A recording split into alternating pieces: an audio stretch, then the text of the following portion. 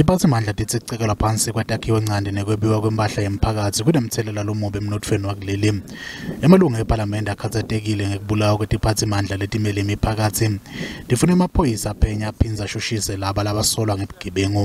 Noting there is an increase in intimidation and killing of councillors and municipal officials and damage to municipal property during Kwetemsebenzi yesive lithi imboni yekwakha nayo ihlaselwa kakhulu ngebantfu labacekela phansi itakhiwoncanti kanye netigebengu letisebentisa letakhiwo ngenhloso yekwenta imali. Lithi letinye takhiwoncanti tisetshentisela bugebengu. It is of great concern that most of the department's unutilized assets is looted and destroyed.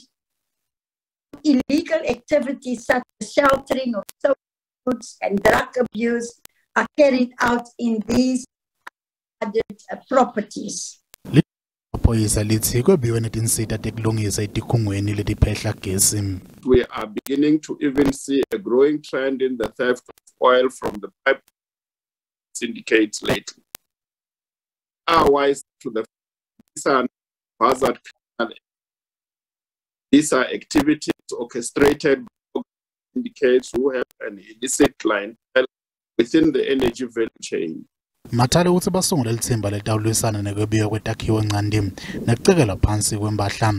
Ungete ngekutsi kudzimate kube kunyalo kuboshwe liphoyisa linye nemuntfu lochamuka eveni langaphandle.